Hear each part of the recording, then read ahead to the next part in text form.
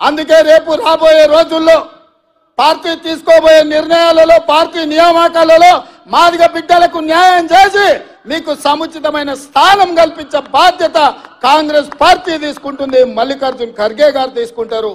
సోనియామ్మను ఒప్పించి మెప్పించి వర్గీకరణను పార్లమెంట్లో చట్టం చేసే బాధ్యత ఇవాళ కాంగ్రెస్ పార్టీ తీసుకుంటుందని చెప్పి మాదిగ సోదరులకు నేను చెప్పదలుచుకున్నా. అదేవిధంగా మిత్రులారా, ఇవాళ కురుబ యాదవ్ సోదరులు ఆనాడు కేసీఆర్ ఎవరికి సరైన ప్రాతినిధ్యం ఇవ్వకపోతే నేను ఆలోచన చేసి మా మహబూబ్నగర్ జిల్లా నుంచి కురుబ యాదవ్ సోదరులు ఎక్కువ మంది ఉన్నారు, వాళ్ళ ప్రాతినిధ్యం ఉండాలని నడిగడ్డ గద్వాలు కోటలో సరిత తిరుపతయ్యను ఒక కురువ యాదవ్ బిడ్డను నేను ఎమ్మెల్యేగా టికెట్ ఇచ్చి గెలిపించడానికి ప్రయత్నం చేస్తే గద్వాల కోటలో కుట్ర చేసి కుతంత్రాలు అన్నీ బీఆర్ఎస్ బీజేపీ ఏకమైపోయింది.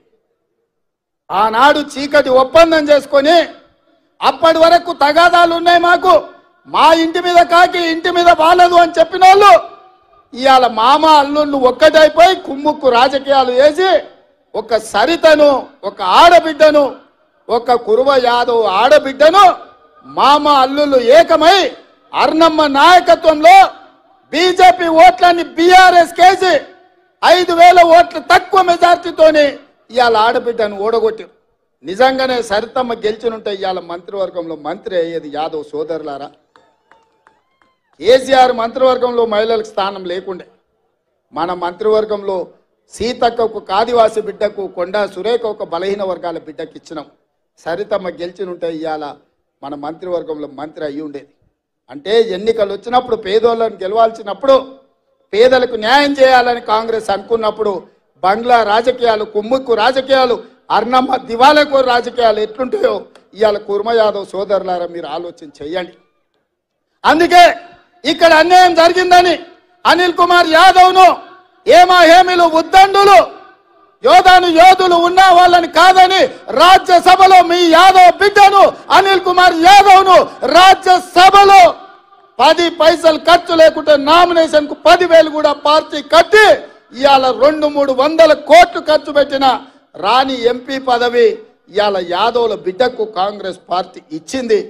ఈ అన్ని జరిగినాయంటే ఒక రజక ఈర్లపల్లి శంకర్ ఎమ్మెల్యే అయిందన్నా, ఒక ముదిరాజు బిడ్డ శ్రీహరి ఎమ్మెల్యే అయిందన్నా, ఒక సరితమ్మకు యాదవ్ బిడ్డకు ఎమ్మెల్యే టికెట్ వచ్చిందన్నా, ఒక అనిల్ కుమార్ యాదవ్ ఇవాళ రాజ్యసభ సభ్యుడైందన్నా, ఒక మాదిగ బిడ్డ సంపత్ కుమార్ ఏఐసిసి సెక్రటరీ అయిందన్నా, మహబూబ్నగర్ పార్లమెంట్కి ఇన్ఛార్జిగా ఇవాళ నేను ఎక్కడ నాయకత్వం వహిస్తున్నానో అక్కడ నాయకుడిగా ఇవాళ నాయకత్వం వహిస్తున్నాడంటే ఇవన్నీ సామాజిక వర్గాలకు కాంగ్రెస్ పార్టీ న్యాయం చేయాలని ఆలోచన చేసింది కాబట్టి ఇవన్నీ జరిగిన సోదరులారా. ఇవాళ పర్ణిక రాజకీయ అనుభవం లేకపోవచ్చు, కానీ వాళ్ళ తాత తండ్రి ఇచ్చిన వారసత్వం వాళ్ళ మేనమామ నేర్పిన విద్య ఏదైతుందో ఈ ప్రాంత పేదలకు న్యాయం జరగాలి, నారాయణపేట మున్సిపాలిటీకి అండర్ గ్రౌండ్ డ్రైనేజ్ కావాలి అని ఇవాళ మీ ముందు అడిగింది. నేను మీకు మాట ఇస్తున్నా, తప్పకుండా నారాయణపేట మున్సిపాలిటీకి అండర్ గ్రౌండ్ డ్రైనేజ్ ఇచ్చే బాధ్యత నాది.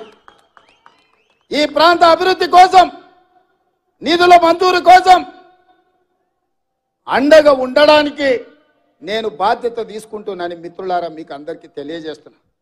అదేవిధంగా మిత్రులారా, ఇవాళ అర్ణమ్మ అంటుంది మోడీని ప్రధాని చేయాలి, రేవంత్ రెడ్డిని ఓడగొట్టాలని. నేను అడుగుతున్నా